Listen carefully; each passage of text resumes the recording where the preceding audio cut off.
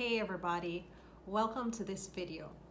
This is the first video in the series on Spanish verbs. Now, there are many different verb tenses in Spanish, just like English. Maybe a few more depending on how you look at it. And I know it can feel very overwhelming, especially if you know someone that you want to speak with in Spanish, or you really want to learn the language quickly, you're traveling soon, or you're already in a Spanish-speaking country. It can feel very overwhelming with all that you need to learn. This channel is designed to hold your hand and take you step by step in building a speakable way of communicating with other people. And we will do this step by step.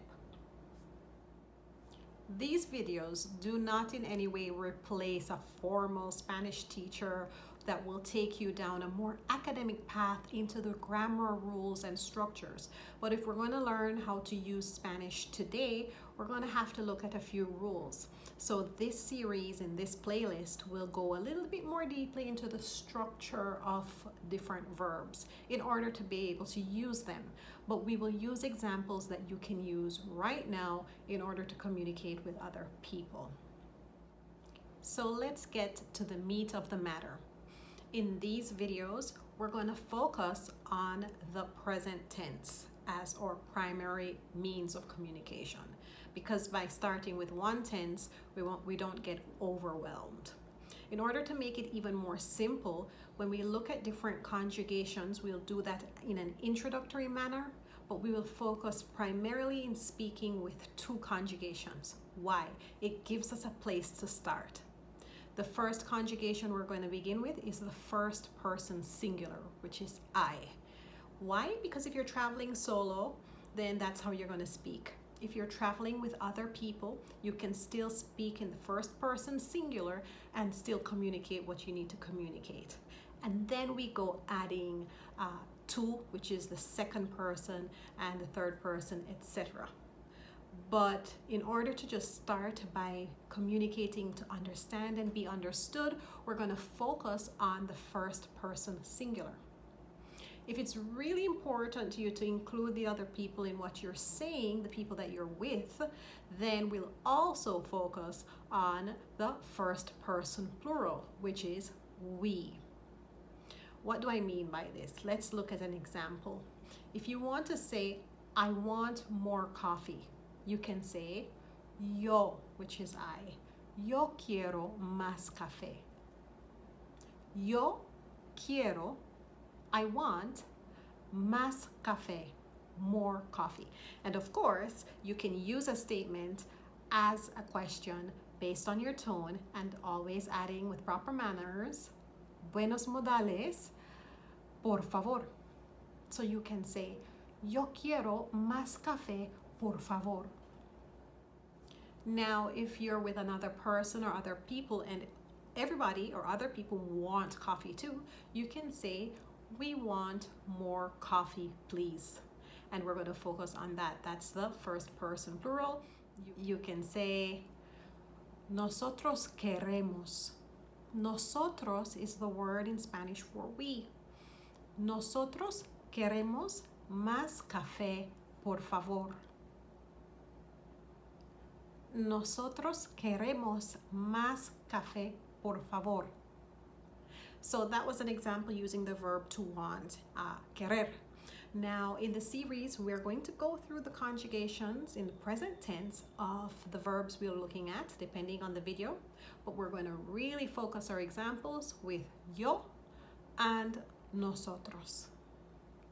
We will also look briefly at using them in past tense, future tense, and the progressive tense as well, depending on the examples that we find useful. Again, we're not getting too academic. We want to be able to start speaking, start communicating with other people right now at the end of each video. So what we're going to focus on are those in order to build on our way of communicating to other people. So what does the general conjugation of a Spanish verb look like? It looks like this. We start with yo, I, tú, you, which is the familiar you. What is the familiar you? You use it with someone with whom you're friends, and you also use it with someone that's younger than you. But if it's someone older than you or someone that you don't know and you want to use, you want to be more respectful, then you will use the polite form. We'll get to that one. So, yo, I, tú, you, familiar. Él, he, ella, she. Remember, the double L tends to have a Y sound in Spanish, particularly Mexican Spanish. There are other ways to pronounce it, but that's the easiest one for communication. Ella. And here comes the polite or formal you. Usted. Usted. Now let's look at the plural forms. We would be nosotros. They, if it's masculine, would be ellos. Plural form. They, if it's feminine, would be ellas. And you, in the plural form, if you're talking to more than one person, you all, it would be ustedes. So regardless of the verb, that's the general conjugation.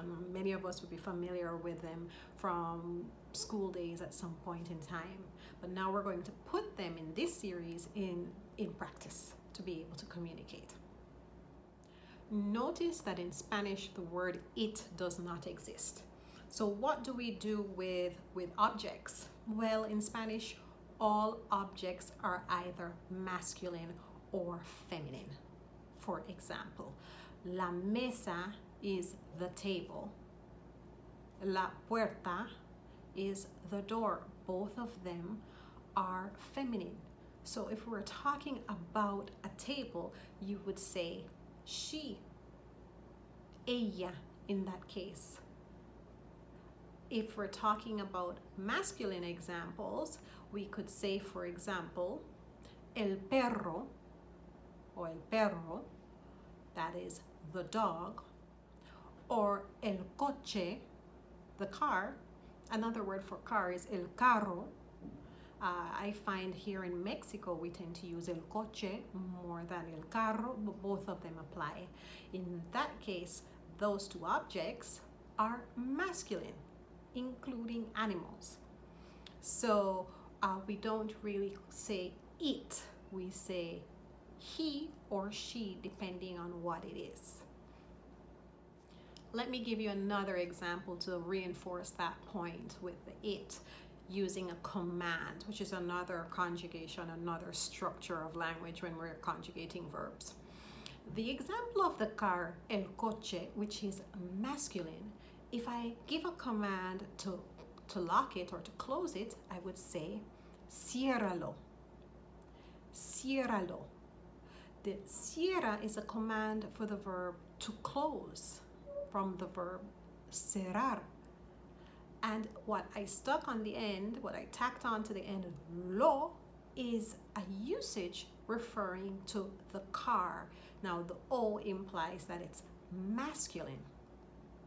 Now, if it was a door, for example, la puerta del coche, then I could say ciérrala. Why? Because la puerta is a feminine noun. It's a feminine word. So now the la in this case is the A represents the feminine form. So you can say ciérralo for something masculine, in this case el coche, or ciérrala for something that is feminine like a door, la puerta. If you have any questions based on this introductory video, this concept, this idea of introducing the basic conjugation of verbs in Spanish, go ahead and drop me a question in the comment section. I'd love to be able to reach out and help you understand Spanish a little bit more. This is the first video, and now we're going to dive into our series of looking at individual verbs that we use in Spanish frequently with day-to-day realistic applicable examples. Thanks for your time. If you think that this will be helpful for someone else, go ahead and share the video and let's practice Spanish together. Take care y bendiciones. Bye bye.